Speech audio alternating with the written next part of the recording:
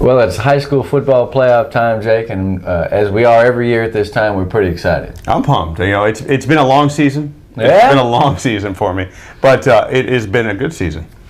It's funny though, you know, I agree this has been quite a muster, and yet, you know, all week I was talking to coaches and players, and it's like, wow, the season's gone so fast. It just depends on whose ox is being gored, and sometimes I think it's gone fast, and other times I feel like, wow, I think for some teams it's gone very slow. This is true. The season will never end. Oh God. Well, so we've got a bunch of teams going to the playoffs, okay, and you know, some are playing at home, some on the road, some at a neutral site. We got some teams that are on a roll, won a bunch of games in a row. Other teams have struggled lately, but they made it. Everybody has the same chance to achieve and succeed, and we got a lot of games to talk about. Yeah, I mean, it's the second season. The second season, capital S and capital S. Will there be a Harlingen and Memorial, Harlingen and Sharyland rematch? Yeah, well, they got to get past Memorial, who somehow, Memorial... The defense isn't playing extraordinarily awesome. Yeah. As, you know, you'd like for them to be entering the playoffs. But the running game is where it's at. Those guys are rushing the ball like crazy. Will Gruyere be able to beat Lafayette for the second time in a year? Mm-hmm. Who knows? There's a lot of questions like that. Will PI be able to defeat Raymondville for that matter? So we're going to look at all the playoff games from division to class to division to class. But before we do that, we want to do two things. One, we're going to get to the highlights. But the first one is, Jake, and we've been talking about this for a couple of weeks. We'd like to solicit, on behalf of 956, some nominations for our All-Valley team. Now, here, let me explain how it ideally would work. You know, we were pretty familiar with the running backs and the quarterbacks and receivers, the people who get their names in the headlines. We got the stats. What we don't know a lot about is, you know, what offensive lineman has been particularly good? Who is punting the ball with the best average in the Valley? See, so we like to know kickers, punters, offensive, defensive linemen, any coach that wants to email us, or fan, I guess, by the way, we can include the fans, just to say, hey, take a look at this guy from this school, because, see, we haven't seen every team. I made a list the other day. I've seen 2/3 of the team, and I've watched them all on video, but not enough to really know. So we're trying to look for that guy that might fall through the cracks, because we want the best team out there. Yeah, and it's hard with the Hogs, with the offensive linemen. It's hard because, you know, we see the highlights, right? And yeah, and a lot of those, they're pancaking their guy, they're creating holes for their running backs, but. You know, to be a lineman, it's an every possession kind of thing. Right, you know? right. So we want to get the best. We want to actually know who the people think is the best lineman. And I figured that's a good way to do it. You know, ask for nominations. Now, where should they send these things? They can send it on the forums. We've already have a forum thread on there for Any response? Several and I need help. I need to look at it. I haven't been able to look today, but yeah, there's been a couple. I hope so. And then you can also email it to jake@956sports.com. That way we can help you. You can go to 956sports.com the forums or forums. Get on that thing and send some names. You know, if every coach at every school says, well, these 3 or 4 guys are the best, you know, we have a decent idea. But like I said, there's 3 or 4 sleepers and wild cards. I don't want to leave them off. Yeah, and it's for a lot of them, it's their senior year. They want to be on that list, and we don't want to forget anybody. And it's a good thing to use in recruiting. Anyway, so please get that done if you care about the All Valley team. And let's, as we always do at this point in the show, let's take a look at the highlights with Carlos Robledo before we get to the playoffs. We start with McAllen Memorial versus PSJA for a playoff spot. File Patino, a 53-yard run right here, right down the sideline. The game was close, but Memorial breaks it open with 2 touchdowns in the fourth quarter. This is Trevor Spates scoring here. Mustangs win 38-27. McAllen versus PSJA Memorial. The Bulldogs, 4 turnovers. They created 4 turnovers on defense. Watch this one here. Goes back for a touchdown. The Bulldogs win the 31-5A district championship, winning this game 36-7. Weslaco East versus McAllen Rose. Alcuer scores with the run up the middle there, east side, on top 33-7. Sharyland versus Robert Vela High School. Watch the nifty little move there by Brandon Garza. Another one there. Rattlers win the 35A title in undefeated fashion, 52-28. Edcal Chelsea versus Rio Grande City. That's Diego Garcia. And the Yellow Jackets win it 50-21. Mercedes against Mission. This is Rene Presas with the shot to Josh Garza. The Tigers are in the playoffs for the 8th straight year, winning 22-3. Mission Veterans versus PSJA Southwest. RJ De Leon, 3 passing touchdowns, 2 rushing touchdowns. The Vets win 32-21, and they are also in the playoffs. Roma versus Valley View. Orly Solis with 407 yards rushing in this game. Over 2,400 rushing for the entire season. This one goes 95 yards. The Roma Gladiators win 42-21, just missing the playoffs. Well, Carlos, man, I appreciate that as usual. And boy, it's fun to get to see the highlights of the games you didn't get to go to. Yeah, and it was a good week for me. I got to go to some games, but I really was hoping to get to more games this last weekend, so I get to watch our highlights. What we need is some kind of magic service that will give us not all the highlights, but the entire game without commercials or timeouts, one after the other. Can someone set that up for all 40 teams in the Valley, 44 teams? It'd be great. Yeah, or actually, more than that. All right, let's start this whole rock and roll show, man, by talking about Sharyland. There is no truth to the rumor that we put Sharyland 1 and Harlingen 3 so that when they meet in week 2, if they do in the playoffs, it will be the game of the year. Although that may end up what's happened. Now, in order to get to Sharyland and Harlingen, let's not dispatch the teams that they play because they may pull upsets. Sharyland goes on the road to play United South. Now, what do you make of that game?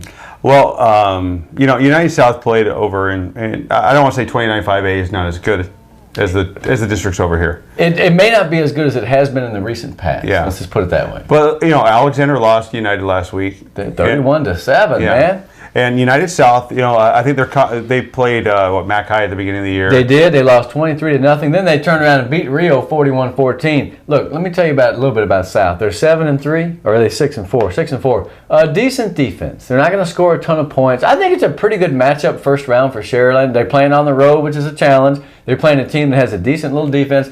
You don't want to play too easy a game in the first round because it's like you didn't even start the playoffs. So I feel like South is, the third best team out there. I feel like they'll give them a run for a while. I really do. Yeah, and I think, with Sharyland, they've had some tougher games at the end of the year. I mean, they played Vela really hard. Yeah. And 52 points worth. Yeah, so I don't think they're a team that's letting down. I think they're on a mission because this is the year after Tris. Yeah. And what they're trying to do is basically say that it wasn't a fluke. Right. Another one player doesn't make the program. I feel like they're number one for a reason. I expect them to get past Laredo United South reasonably easily. Although, like I said, South is not bad. It's a nice first-round game to play. Okay. Meanwhile, at Harlingen Memorial, I was under the impression that game was going to be at McAllen, but we find out that it's at Bogus Stadium on Saturday, right? Yeah, 3 o'clock. At 3 o'clock. That changes the dynamic a little bit because I feel like playing at home, Harlingen is even more of a favorite than I had imagined. Yeah, and it's not it's not an easy place to play, especially on the road.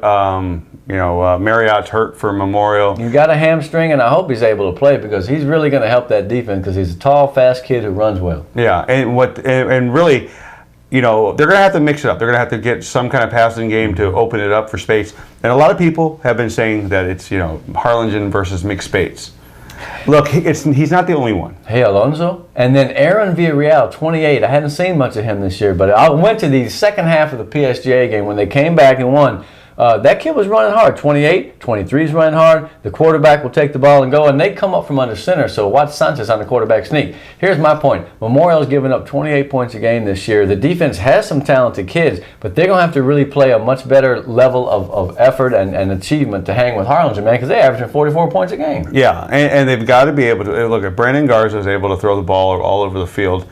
And he is almost always. Yeah, and the thing is with Harlingen, he doesn't have to throw it up the field. No. He just got to throw a little dink, and they'll turn it into 20 yards. Patterns. He threw a pass against South. He just let it go. The dude turned around. The ball was right there on it. It looked like Dan Fouts in the 79 Chargers. I mean, he was 17 out of 19 against Hannah. Yeah. I mean, Brandon Garza.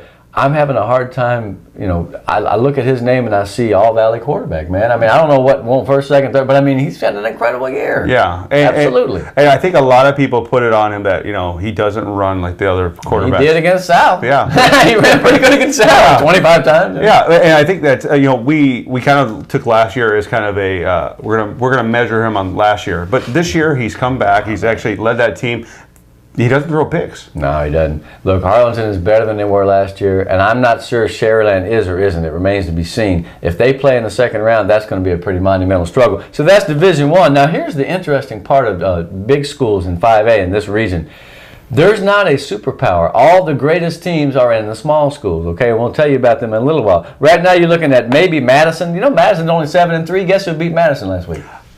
let's see, I think it's a team that played Harlingen. San Antonio Johnson took them out. Look, Johnson is in the small school, but Madison's in the big school, and O'Connor. Other than that, Churchill, Warren, none of those teams are, they scare the daylights out of you. So whoever wins that second round game, if it is, Harlingen and Sharyland, they may be looking at a possibility of winning a third round game. Which is crazy because, it's not, we don't have that stockpile of talent that one Harlingen team had a couple of years back. That's right. That was a team that I don't think its likes will be seen in several years. I could be proven wrong, but I have a feeling that we'll be looking at 2011 Harlingen, through the years as a great team. Okay, well, those are good games, though. So, United South is an underdog, probably. Memorial is, too. But, hey, anything can happen in the playoffs. Mm-hmm. Let's go to Division 2 here, the small school, I like to call it. Donna 7-3 versus United 8-2 at Roma. Now, United kicked Alexander's butt, we said. They're 8-2, and I told you before we went on who the only two losses that the Longhorns have. Smithson Valley and Reagan. I mean, we're talking about a United team that is a very experienced program. They got a quarterback, Esparza, I think is Derek Esparza, got 30 touchdown passes. I mean, that's a pretty good team. They might even come out of the region, but first they got to tackle a Donna team that's used to adversity this year. Yeah, and they've had some injuries. Yeah, and they fought their way. Yeah, and Donna in their last game against the Economedes, was it? No, I'm sorry, second to last game. They lost some guys to some injuries and stuff like that. Some nicks and but look. Donna plays hard. I mean, it's not at home. It's not over there. It's in Roma. If there's any team that you want in an uphill fight that's going to come and throw blows, it's Donna. So, I mean, they've been in the playoffs every year, 6 out of 7 years. They have fought through adversity. They are an underdog in my mind against United because United is pretty solid. But, hey, let's see how they do. Go over there to Roma and give it all you got, and those kids will. Yeah, it probably doesn't help them that United beat the tar out of Alexander in the last week. So they're going into the playoffs hot. 31-7. Now, United is one of those teams, the last 5 or 6 years, they've made some deep runs. Yeah. They really have. The district top to bottom may not have been incredible, but they and them and Alexander both have made runs. Okay, winner gets Los Fresnos, Weslaco winner. And if you can figure out who's going to win that game, then call us because it's a riddle to me right now. Yeah, and because, Weslaco hasn't been playing their top ball. No, they lost 2 out of 3. So it's not a good way to go into the playoffs. But Los Fresnos, they played Harlingen South and it didn't fare as well. Well, they scored 49 points or 48 points, but they were down by 26 midway through. So they came back to be competitive. But South, I think, pretty much won the day. Bottom line is Los Fresnos only lost to quality teams. They lost to Harlingen. They lost that early upset to PSJA at home. But other than that, they played good football. I like their offense. I like their explosiveness. Playing at Weslaco is going to be a little bit of a downer, but as we say, Los Fresnos is pretty much here. Weslaco was here. They had their 6-game winning streak. They've lost 2 out of 3 since beating East. Yeah, and the one thing that Los Fresnos has, they have a decent running game. They got Brandon Colon on the outside. He had a big game. Yeah. He had the biggest game of any receiver all year. 2 kickoff returns, 2 touchdowns receiving. He went nuts. Yeah, so it's a hard matchup. I mean, 6'5". Okay, look, there's only one other team that has anybody with that size, and that's McAllen Memorial. Right. But this kid, he's being looked at by just about every school in the state. And the quarterback is good, Jake. I'm telling you, Javi Cruz is good. The cruise control, that's going to be a tough game. Here's the wild card. I feel like Los Fresnos is on the ascendancy for the most part, but Weslaco's a really good playoff team traditionally. And then they threw the ball. Did you see Robert Lopez came back and had 2 touchdown passes? They always do that. They work the pass in the 8th, 9th, 10th week. Weslaco will not be an easy out. And if you remember correctly, last year they beat them 28-24. Weslaco 28-24 over Los Fresnos. That's a rematch for both teams. And so I just cannot tell you who I think is going to win. Yeah, it's too hard to choose right now. Now, let's see. The winner gets Los Fresnos. Donna United against who knows? Although, hey, listen, if Donna wins, we'll be the first ones to trumpet their success. In this region, right, or in this bracket, you're looking at probably Judson. Judson's coming down from San Antonio, and they're 7-3 too, man. So again, in Division I, there are not any teams that you say, oh, we can't beat them. I mean, Judson may have a touchdown edge on anybody because they're Judson and they believe in themselves, and we're getting ahead of ourselves. But the fact is, if you win in this big school region, man, you can go. You can go a ways. You can. I actually think Los Fresnos, if they beat Weslaco, will prove to be a tough second-round matchup for anybody. Yeah, well, they may get Donna, they may get United. We don't know who's going to get whom, but we know we're going to have to take a break here so we can catch our breath. Do we have any sort of neat things to do during the commercial break or no? No, we just have a commercial this time. Well, that's okay. That's the American way of capitalism. The show, Greg Selber, Jake Berry, will be back shortly. We're back on the playoff edition of the show. Let's talk about 5A Division II, which we all refer to as small school at certain times. Edinburgh North at 9-1 plays Eagle Pass, has a middling 4-5 record. They play where? At Alice on Saturday. You know, you never want to say that a game's going to be easy or a cakewalk or they're prohibitive favorites, but if there was one this week, that would probably be it. Yeah, 4-5. You know, in that district too, it's not that district's more top heavy than it is. You know, then 31 or 35A was a pretty tough district. Yeah, I think so. I mean, you know, they had some tough games at Edinburgh North. Edinburgh, the Economedes game wasn't really as tough, but the Valley game was decent. Donna. They ended up shutting them out, but it was a tough deal. Sherryland, so yeah, they played tough teams, and I think that they're in a better spot for this. I just look. I'm not saying it's a cakewalk like you just said, but it should be Edinburgh North if they want to go somewhere in the playoffs. They got to kick these guys' tails. They're getting their injured kids back. You know, I think Edinburgh North has a pretty good chance playing on neutral. Do you hold those kids back for a little bit too? What's that? Do you hold those injured kids back a little bit because you took the words right out of my mouth? I was thinking about it today. Let's say that you get those 3 guys back. You know, maybe you don't play them as much because you know. I think first quarter, second quarter. Well, I thought even if those kids don't play, they can beat Eagle Pass. Now, of course, you say that'll be the 9-5-6 kiss of death and jinx, but I don't think so. I mean, Eagle Pass is just they're a leftover, dude. I mean, you know, they made the playoffs because they finished 4th, and the teams that they beat out were not very good at all. Yeah. So now they could rise up and become the greatest team since the '72 Dolphins. I'm not betting on it. And, you know, and it all depends on what refereeing crew they get. Yes. Well, their film's about that. What? No, actually, Eagle Pass way out there. Yeah. That's way out there, man. God, yeah. So the Del Rio crew, exactly. Yeah. At least they're not playing Sherryland. Man, you're just wrong, boy. Okay, North and Eagle Pass. The winner gets Harlingen South or East. Now that sets up a very wonderful second round Valley game. Harlingen South at East. 7-3 is East. South is 9-1. They came back from the loss against Harlingen and beat Los Fresnos. East, look, you name me the 3 teams that East has lost to. This is a quick quiz for the day. Weslaco. Yeah. McAllen. Yeah. And Cal Allen. Oh yeah. Cal Allen. I remember that. So in other words, you know, if there's such a thing as a quality loss, and a coach would argue that there's not. Some would, some wouldn't. I mean, you know, at least they didn't get beat by anybody who's a middling team. I think East is very solid. Them against South is the game of the week to me. Yeah. I really feel like that's a wonderful game. You know, I think it's a tough matchup for them because, South poses, a very good, they have a good defense, but then their offense. Very balanced. The one thing they don't have to really work as hard to stop is Montemayor doesn't run as much as a lot of others. Although he did run for a touchdown last week, but I agree. I heard he's going to be the point guard for the basketball team, too. Really? That's pretty slick, right? I've always liked that kid. He had 321 last week. 17 out of 20 something. He was back to his usual self. Harlingen rushed him into oblivion. He completed some big balls, but he didn't have his best game. I feel like if he has a good game, that may be the equalizer there. Now, of course, Darren Rivas has been completing passes for Weslaco East. They have the same crafty strategy as the Panthers, and they start throwing the ball late in the season. I think it's going to be an amazing game. Yeah, and I think with them throwing late in the season, it opens that other wrinkle. It does, man. Now Harlingen South just can't focus on the run, and they always have good running backs there at East. But Cuellar is tough, man. That guy's a banger. He's a plugger. I like that guy. I like Juan Anguiano as a defensive back, number 10, I believe, for East. That little guy will come up and hit you. They're going to have to be all over the field, and they're going to have to tackle well. Because not only do they have Jaden Taylor for South, but they've got these amazing receivers. Grant Preciado, who I've come to find out actually is a San Benito transfer. Because I remember I thought, is that the same dude that hooped for San Benito a couple of years? It is the same guy. A great family, man. They have about 4 or 5 guys that can all ball, man. So, he's good. Nick is great. So, I mean, East better be ready to play defense. Now, South better be ready to play defense, too, because they didn't play a heck of a lot of it against those Fresnos. I think you can throw that game out. I think that was like an intramural warm-up game for the playoffs for both teams. I mean, it was a great stat night, so you have to admit. It's a bye week kind of thing. Indeed, I would say it's not a bye week, but, it's like in basketball. Listen, you want to play a tough game like that as long as you don't get banged up, as opposed to playing somebody you beat 70-0. Yeah. So I think both those teams should be primed. Now, as far as who's going to win the game, gosh, I don't know, man. Something tells me South, but playing at home, East, I think, is just right about there, even. It's an even Steven game. Yeah, and the one thing about East is their fans are so diehard, and that stadium. They just sit there and when the other team does something good, they just get growly and kind of grumpy. When their team does something good, they go bananas over there.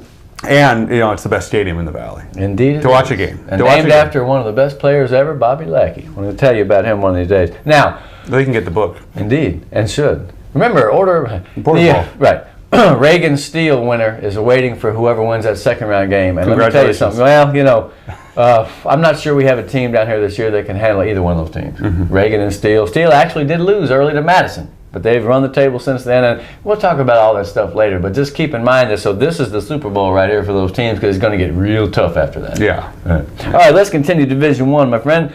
Alexander, we said, was that scary team that beat Ed Couch and almost beat Sharyland. Then they turned up and got beat by United. They're at 7-3. They have to come to the Valley and play the Jaguars of Economedes on Saturday, 6 p.m. at Cat Stadium. I'm beginning to think that the Jags have a shot to shock the world, man.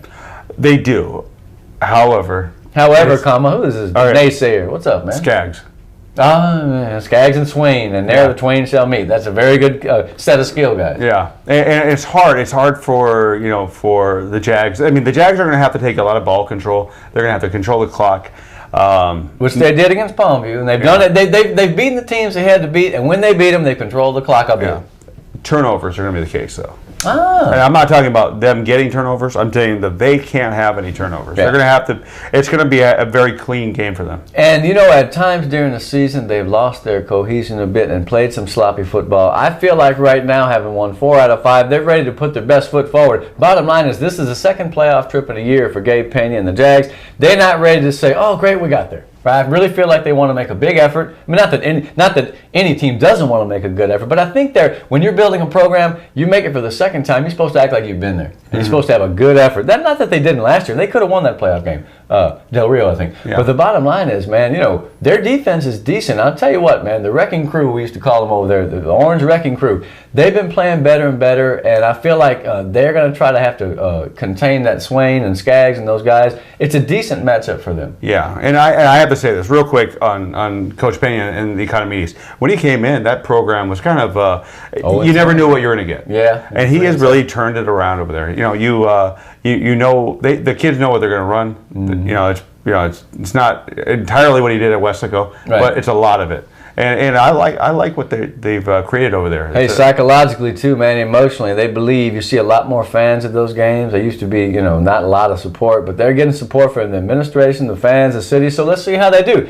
I'm going to tell you the truth. I feel like they're about a 10-point underdog, 10 or 12 points. But you know what? That's not insurmountable, man. You're playing at home. You're going to have a big crowd. Let's see if they can take it to Alexander. Yeah. Because they are coming off a loss. Yeah.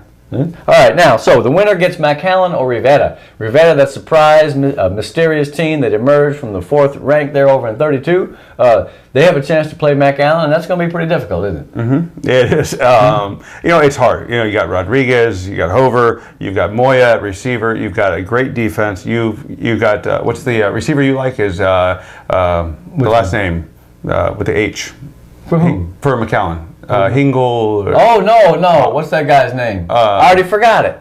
Hilgenfeld. Yeah, the great Hilgenfeld. Hassenpfeffer, yeah. Hilgenfeld, come on. Hasselhoff.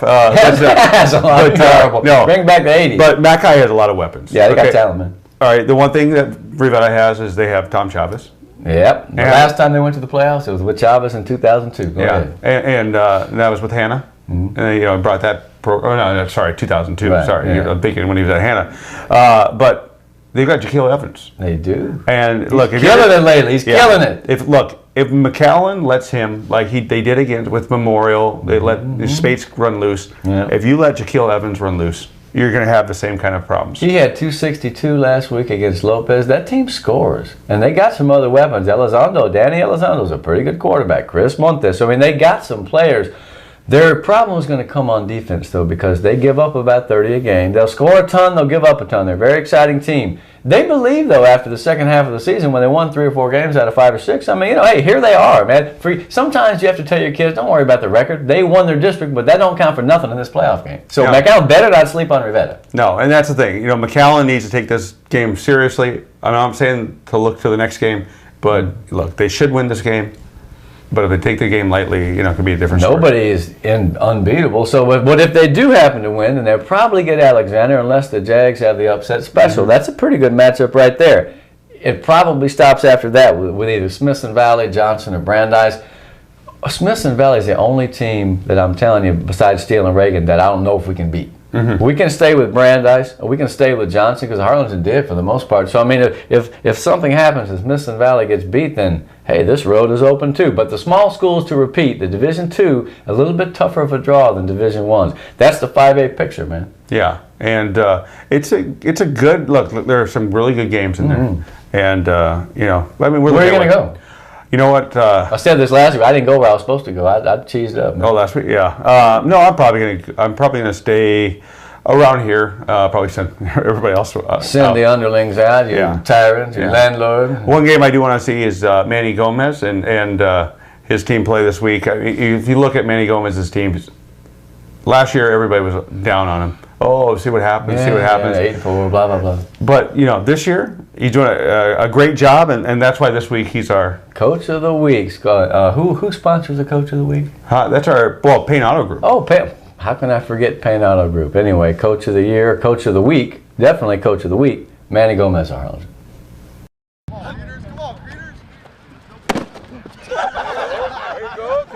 I think we're successful because of what the tradition that's been a part of our mindset, also our off season, and definitely just the commitment that these kids have put into this program for not just the program but for themselves. What are the goals for the postseason? Well, it's a game a week. Stay alive, because of course if you don't win, it's a do or die situation. So for sure it's battle to the end. Bottom line is we got to be sound in all three phases, be consistent in our play, is get first downs on offense. Defensively is keep them from getting first downs, and special teams is just making sure that we provide a short field for our offense and make sure that we do what we have to do field goal wise, extra point wise, to make sure that we capitalize on every possibility to score some points. But this is like the war room, the situation room, man. I'm Wolf Blitzer, without my beard. Am I the girl then? Andale. Which one? Kate Baldwin. This is getting kind of weird. Vets against Laredo Martin. You know what? Mission veterans for a team that supposedly sneaked in. They have a decent road, man. Because Laredo Martin is it's a creditable team with a decent defense, but they're by no means a powerhouse. I didn't think Mission Vets was going to make it in. I'd be honest with you when I say that. Nothing against Coach Gilpin and his team. No. I just thought, look at the injuries and everything that happened to him. He's in. Here they are. They know Santos, but our RJ De Leon has turned out to be a breath of fresh air. That kid can play. Yeah, and look, they're not as good as their volleyball team. Speaking of Gilpin's. But neither is Laredo Martin. This is true. Martin, look, and the original school in Laredo, unless I missed my guess, it was Laredo Tigers back in the 20s. They haven't been in the playoffs since 2006, and guess they lost in the first round. Guess who they lost to? Bradley Stevens and McAllen Memorial, 69-21. That was when they started that big run to the MacArthur game, 35-34. So bottom line is, that's a winnable game, even though they have to go over there, right? They play on the road. Yeah, it's though it's not like when you play in Laredo, they actually have really nice facilities. But Laredo Martin doesn't pack it in. No. It's not a United. It's not an Alexander. I'm just happy to be there. I think. Yeah, I mean they're 6-4. They're 6-4. Yeah. So Mission Vets is in a good spot. They are in a good spot as long as they can continue to play pretty decent defense. Hey, John Garcia, like I told you, man, the big tall back looks like Chuck Muncie from the 1970s Saints. You can Google that. Yeah, he can Google that. He wore the goggles. He just passed away, by the way. Anyway, that guy's a good straight up tall runner. He got 115 yards, man. I like that guy. Yeah, you know what, and Coach Gilpin, he's it's different in the playoffs with him. It's almost like okay, once we get to the playoffs, I'm gonna crank it up a little. Yes, man, I'm telling you, that guy's something. Yeah, I can only imagine his interviews this week. I know, yeah. Well, he's gonna come over and put his elbow on top of my head. Look here, son. Okay, coach. Well, I think they have a pretty good chance. Now the winner gets Victoria West or Uvalde, and let me tell you something, guys. Neither one of those teams is that great. Victoria West scores a ton of points. They're like a 7-on-7 team out there. I expect them to beat Uvalde, but if Vets gets past Martin, they go to the third round, I think, or they have a decent chance. They have a good chance. Yeah, I think so too. And you have to remember, when Victoria broke up into their two schools, they haven't been the same. No, not really. They have about a team and a half between East and West, and so right now West is the 7-3. That was not the world's toughest district, top to bottom. So let's see. But let's have Vets get past Martin first. We say all these things about Martin and watch them pull the upset. The good thing is that we can root for the Valley teams unabashedly because they're playing someone from somewhere else. Yeah, it's a good league. All right, let's stay with Division I 4A. Ray against Rio Grande City. Rio is not but 4-6. Ray is 7-3. I'm not convinced how good Ray is, though. I'm really not. No, and you know what? I got to go up to Corpus and watch 7-on-7. I know 7-on-7 is not the same. Yeah, and a lot of people, it's not everybody's cup of tea. But you know what? the athletes up there aren't what they used to be. At least not, Ray. Carroll's always going to have their guys. Yeah, and, they've Cal Allen. had some people fly to the suburbs. Yeah. And so Flower Bluff, Cal Allen, some of the other schools have gotten pretty good. Okay. Ray scores. They even scored, let's see, they scored 46 points on somebody. Yeah, Alice beat them 65-46. It was like a basketball game. So they can get up and down the field, but they give up more than 30 points a game. If Rio can score, and guess what? They can score. It's going to be a shootout. You're looking for a game that's going to be 45-40. That one should be it. I hope that the Rattlers bring their A game because Noe Gonzalez, to me, man, he's had a great season. Maybe they can beat Ray. I don't think the records mean that much. Yeah, and you know what though? They can switch it up. Rio can throw the spread. They can they can throw in the run. Look, they're not one dimensional. No, they're versatile. They'll score. So will Ray. If you're looking for a fun game, you might want to go check that one out. Now, where is that game? Do we know? Why did I ask a question that cannot be answered? We'll put that up later. Yeah, we'll put that up. You'll see a little disclaimer underneath. Right. Please don't pay attention to these blithering idiots. Now, Division 2 or small 4A. Whoo, boy, it's going to be tough. Yeah, let's start with Ed Couch and Alice. Friday night, that's at the Black Hole. They're both 9-1. Alice has only lost to Flower Bluff. Traditionally a very solid football team. Do you think Ed Couch can beat them? Common opponent is Alexander, I believe, right? So, and they both Alice beat Alexander, and So I think what you're going to see right now, and this is a very tough first round matchup for Ed Couch. Yeah, it is. So and Alice poses a problem because they've got tradition, but then they're doing it this year. It's not just tradition. 377 yards. I'd say that's pretty slick. Now, they average about 7-3 a year. They're always in the playoffs. They're a running team, but they haven't fared that great against the Valley and by district. Right, the last 10 years, they played our team 6 times. They're only 2-4. It's going to be different when we start talking about Flower Bluff in a minute. So, in other words, I feel like it's a winnable game, but Ed Couch has to play well. Yeah, they can't just expect to blow them out. I don't think that's going to happen. The running game's going to have to run well. I mean, they're going to have to open up the field just so they can get some little deep passing yards and stuff like that. Their defense is good enough to keep them in any game. Their defense is fine. Mariscal is a guy who started to come on. Laredo carried him the first half of the year, but Mariscal has added to that mix, and so they've got some quality players, man. I'd like to see them have a nice game from behind center. So in other words, whoever it is, a quarterback, they need to play a mistake-free game and move that ball, because if they give it up, then Alice is going to keep it for 10 or 12, 14 plays. They're one of these ball control teams we're talking about. So hell of a game, though. Yeah, you don't want Alice to chew the clock. No, because then put it this way, I was thinking about it. You get about 8 possessions a game, 8 meaningful ones. You may get 1 or 2 at the end of the half. So, if you give 2 away or 3 away, that means fewer chances for you to score, and that means more chances the other team gets a short field, so don't turn the ball over. Now, the one thing that Ed Couch has that it's very tough to match up with is their tight end. Wow, the tight end, man. Golly. And Diego as a receiver. So they've got some athletes. I think they have better athletes than Alice, about 10 or 15% worth. It's just a matter of execution. And I think they're going to take care of business. Now, what happens after that? Well, it's probably going to be Cal Allen, I believe. And so that's unfortunate because Cal Allen is undefeated. I hear they're good. They're back to their old ways again. Let's not put the cart before the horse. Let's work on Alice first, all right, shall we? Mercedes now has a tough task on the road. They're playing Flower Bluff. That's a team that's been really good recently, man. You look at their last 8 or 10 years, and last couple of years they've been 3 or 4 deep. The Hornets are tough, man. They're like a little Cal Allen. This year they won that district, and who did they lose to? Let me get my trusty sheet out here. I thought I had memorized it. I guess not. Well, guess who they lost to? Cal Allen. That's right. Cal Allen is a snake in the woodpile this year. So Flower Bluff in the state quarterfinals last year. Mercedes is going to have to play a perfect game or something close to a perfect game. I'll tell you what, on defense they played a great game against Mission. Very surprising. Surprising. Yeah, I thought it'd be a very close game with 20, 24 or something like that, and they shut down Mission. They sure did, 22-3. That was a big win. They got in the playoffs. Now it gets way tougher, but you know what? And we keep saying this every week. After what Mission's been through, I would not be surprised if they've played well in the playoffs. Mercedes. They've played well in the playoffs recently when you didn't expect it. They took Cal Allen one year to a tussle. In other words, they've battled some of these teams with supposedly better programs. Hey, man, maybe it's time for the upset. Yeah, and you know what? This is one thing you'll see with them is that they're playing with a lot more conviction, more heart. Presos is playing so well. This is great, man. That guy's amazing. I think that he passed Arnold to lead the Valley in passing. I'm pretty sure Brandon Garza was closer. 3 or 4 guys. Diego was up there. So we had, I think, 3 guys over 2,000 and a couple more at 1,800. So, hey, man, Preston has had a great season. They got all kinds of receivers to throw to. They even get the running backs involved in the passing game. Now, Flower Bluff is, again, if there's a game where a team is at least a 2-touchdown prohibitive underdog, this is it. But you know what? Hey, I'm not worried about that. Let's go play the football game, and maybe Mercedes can do good things. Yeah, Huh? I think so. All right. Hey, hope springs eternal in the hearts of men. You want to keep on going to 3A?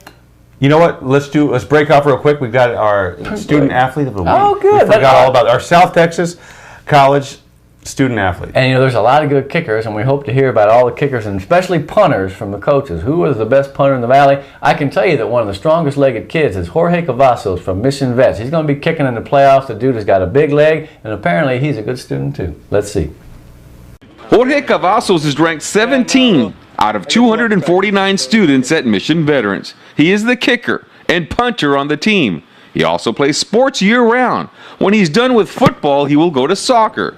Then in the spring, it's off to track, where he competes in the high jump and the triple jump. It's hard to balance the school and athletics at the same time, but it's just dedication, putting in work in both, trying to strive for greatness, trying to get into college and do a good job at, and be successful in life. He's one of the best kids that I've been around in 24 years, Carlos. He does everything right. You know, he comes out, he works on his kicking throughout the entire practice till we get to our special teams period. But he's something else, man. He has done everything that has been asked of him for the 4 years that he's been up here. And, you know, it's like I mentioned to you earlier, he's a 3-sport star. He's an honor student. He's a respectful young man, a high-character guy. And Cavazos plans to study computer engineering in college and hopefully someday develop software. I would like to be a software engineer working for like a company like Apple or Google or one of those big corporations. Jorge Cavazos, the South Texas College Scholar Athlete of the Week. Let's talk about 3A, because there's some interesting matchups. As we said in the opening, PI and Raymondville going at it. Where are they playing that ball game? God damn it. All right, let's start over, man. What the fuck? It's PI, Raymondville. All right, where are we at? Rio Hondo and Zapata are playing at La Jolla. La Jolla. Is this PSJA? Huh? Is it a PSJA? Hidalgo and Kingsville of King are playing at PSJ. Oh, okay. So then PI and Raymondville playing where? Shit. San Benito. Is it? Okay. Yeah, it is, because I was thinking that's my backup game. Oh, okay. But I'm going to see PI hopefully before too long. So. Yeah, I'm going to have to get more cameras out today. Yeah. This week. La Feria is at Gruya. Okay. All right. That's a fucking jaunt. Yeah, I know, yeah. Okay. 3-2. Let's talk about 3A, Jake, and let's go big schools first. Gruya and La Feria, we mentioned it in the opening. The Lions made it. They beat Hidalgo convincingly. Now they get a second chance at the Gators. Out out west, as it were. Let's just say I think Gruya is going to win. I think La Feria's going to have to play it perfect. We're talking about, we've been saying that for other games. Yeah. They really are going to have to play a perfect game. Peña Blanca and Gruya at home are pretty good. 1,000 and 1,000. There's only a couple of guys in the Valley that have done it. Rushing and passing. Ray Peña Blanca has won. Gruya has beaten 5 playoff teams. They've been a very consistent team all year. They say sometimes it's hard to beat a team twice. I would argue that it's probably the opposite. I mean, don't you know you can beat them? I'm not saying I'm rooting for Gruya or La Feria, but I mean, logic dictates if you beat them once, why wouldn't you beat them again? Yeah, and La Feria, I thought at the beginning of the year that they were going to give PI a run for their money in the district and stuff like that. And they really, they struggled for a while to find their identity. They've had their moments, but I agree they've been up and down. If that team brings it together, if Cuervo is hot, if they play any kind of defense, because with Casas, Ramirez, all these guys, the receivers they have, then they have some players. If they put it all together, Gruya's going to have to score quite a bit to keep up with them. But they got their own flyers and their own passers. It should be a good game, but like you said, I would say Gruya at home is a 7-point favorite. And we're not, of course, encouraging betting among the Valley fans. But if you do, we have a offshore betting site. That's from Oman. Right? Yeah. Everything is in Oman. All right, so La Feria Gruya winner gets either Ingleside or Divine. And let me tell you about the Ingleside Mustangs, man. They're 7-3, but their 3 losses are to Cuervo, Cuervo back in the video, Cuero and Refugio, and who else? Orange Grove. More on Orange Grove later. Ingleside's a good team. I think they're going to beat Divine, and that's a good second-round matchup for either one of those Valley teams. Ingleside's been good for some number of years. Yeah. And look, I think Gruya is going to take this one, but I'd like to go to that game just to see I'd like to see La Feria come back and try to make it a game. Well, you know what? They are in the playoffs, and they've got some explosive kids, and anything can happen. Now, Kingsville and Hidalgo is going to be tough for the Pirates, although they're in the playoffs, and the same story goes. Anything can happen. Kingsville's been explosive all year. They're 8-2. They're looking like a favorite in this game. What does Hidalgo have to do to stay in that ball game and pull off an upset? Well, I think look, Kingsville can't take them lightly. Because, that's one thing we did early in the season. Yeah, all of a sudden they started rattling off some wins. I know, man. Bergen. Who is this Bergen guy? He's amazing. Oh, I remember Edgar Bergen. It's probably not the same. Yeah, and I mean, look, Hidalgo, they can play. They got to put it all together in this game. Like kind of what they did against Rio Hondo. Yeah, man. I mean, in other words, if La Feria comes out and plays the way it can play, if Hidalgo comes out and plays the way it can play, if both of those teams have their ultimate effort and achieve to their potential, they can win those games. Yeah, I think so. And that's what it's all about, man. How can a team transcend its moderate record and play a great game? The answer is sometimes yes. Yeah. And look, we said it's the second season. Look, you've got your chances here. All you have to do is kind of put them on their heels in the first quarter. Yeah. A turnover, a touchdown, a penalty. It's 17-0. That team quits. You go on to the second round. It's happened before. I've seen it.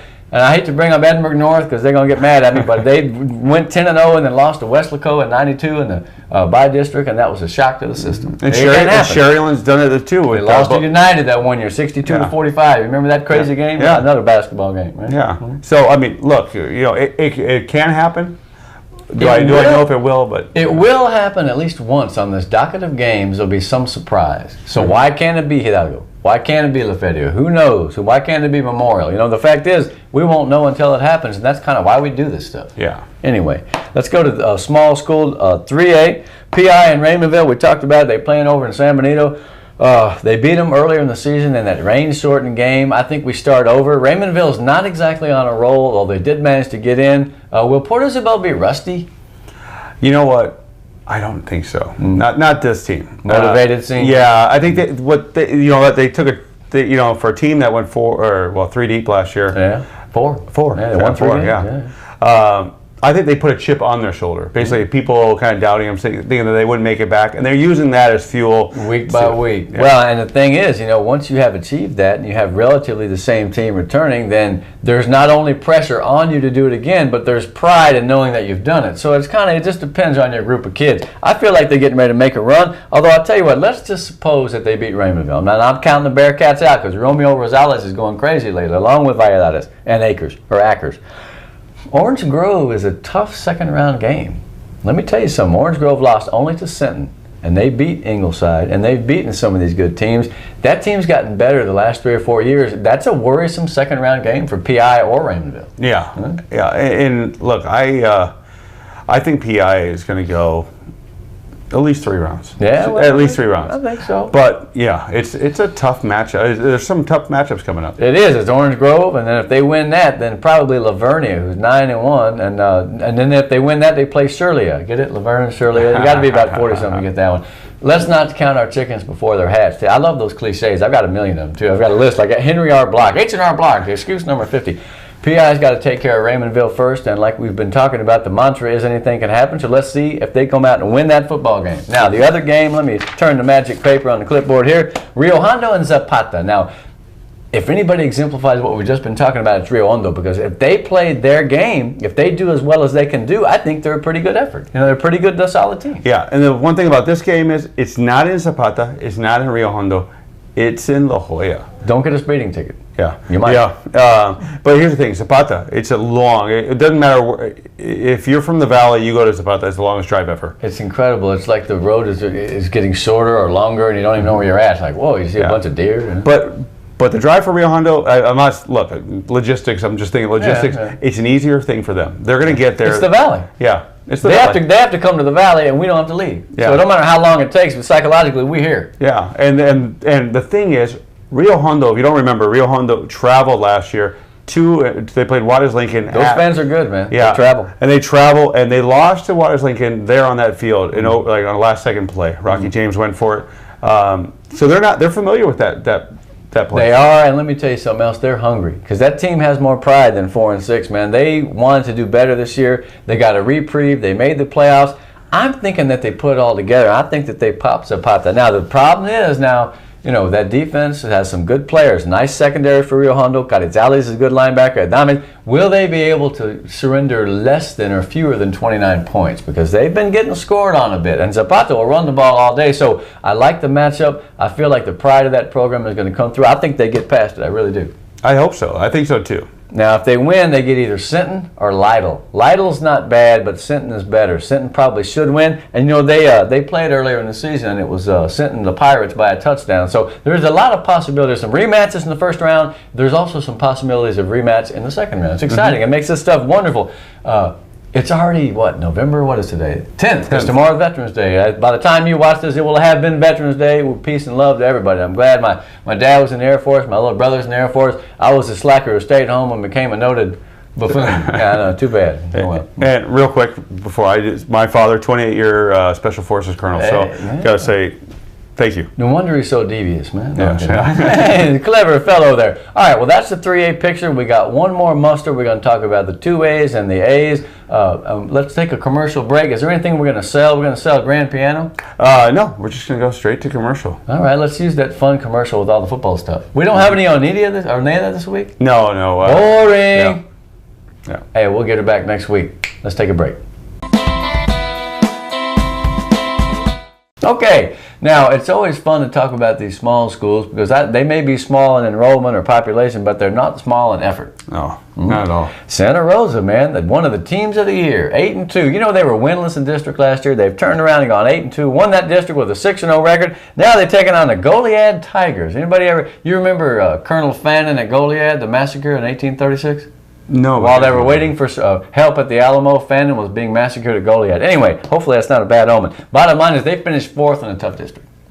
Reasonably good team. Santa Rosa seems to have some little magic going. Mm-hmm. For some reason, I just have a feeling that team's going to win. Yeah, since the La Villa game, they've really kind of taken that game as an inspiration to improve. Did you happen to see or read or hear smoke signals or see smoke signals about the way they beat Bishop last week? No. The way they beat Bishop, man, they were down and 6 minutes to go. They threw a bomb.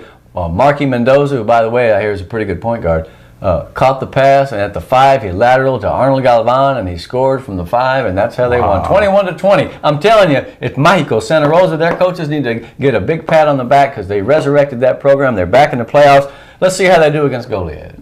2A Division I, if you're interested, and I believe that some people are. Let's go down to Class A Division I. La Villa gets a bye, and that's kind of a deflating thing. Yeah, I hate that. I'd rather play somebody. There ain't no warm-up games in football, though, right? Yeah, no. Well, hey, they I don't think you wanted those. They can bring the Land Sharks out and play them. They used to play at La Villa Stadium. That would be cool, right? The Edinburgh Land Sharks against La Villa. That'd be good. Okay, they play the winner of Flatonia and Ozona. And if you can figure out those teams, let me know. I will tell you Flatonia has not been that good lately, but back in the day, they were a powerhouse in Class A. They're 7-2. Who knows who's going to win? I don't think Ozona's going to win. I keep wanting to call them Ozuna. Yeah. but it's Ozona West Texas guys. Yeah. Santa Maria is 6-3. Congratulations to the Cougars. Now they got Shiner, who is also 6-3. You know what Shiner's known for, right? Yeah, because I'm in my fridge. Right. But they're also known for what? Being the cleanest little town in Texas. That's their PR slogan for the Chamber of Commerce. Bottom line is the Comanches have a pretty good defense from what I understand. I think Santa Maria's in it, though, man. I mean, who knows? Here's the deal. This is a team that had been good in the distant past. Shiner used to be kind of tough, man. They won a state title. They were 12-2 last year. They lost a lot of guys, so they're kind of living on their reputation. This is a chance for a brand new program, not brand new, but relatively new, to say, okay, we have arrived. Like we talked about Economides earlier, the second year in the playoff. Santa Maria, too. This is the year that they're able to say, hey, we not only can go and be happy to get the free milkshake after the game, but we're going to play football. I hope they win. I really do. Yeah. Hey, look, worst case scenario for Santa Maria, you go down to one of the establishments, get yourself some of their beverages. Yeah, indeed. Santa Maria now, I'll tell you this. I know a couple of those kids. Isai Garcia I know about. Felix Cantu I know about. But I'd like to hear, who their best offensive lineman is, who their top guys are on defense. So in other words, that All-Valley nomination thing we're talking about at the beginning of the show, keep your eyes on the playoffs. If you think there's a kid that deserves mention from our team, then send us his name and maybe a few little tidbits and stats about what this cat has accomplished. Anything else we need to work on? No, one thing, just a little quick on that one. Oh. There's more. Look, and here's one thing. Here's a little disclaimer that we need to say.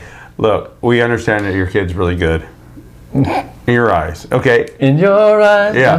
But look, Signed, Mrs. Lopez. Yeah. But listen, we're talking. Look, and I want you. We need to be objective when we do these kind of things. And you know, because look, you know, I'll tell you right now, my nephew's a tight end here in the Valley. Yeah. But 400 yards receiving. Yeah, he ain't making the list. Wrong. But, how do you know? The list hasn't been made yet, Scott. Who knows? Yeah, but the thing is, listen, we have to be objective when we do this. It can't be one of those things. And we both live in Edinburgh. Oh yeah, that's my homeboy. He's on my team. Yeah. It doesn't work that way. You ought to know us by now. We're pretty realistic about it. But we'd like to hear some guys that we haven't really heard of. But it's a good point you make. Mm-hmm. Yeah. So give us the names because we want to research it. We want to look at them.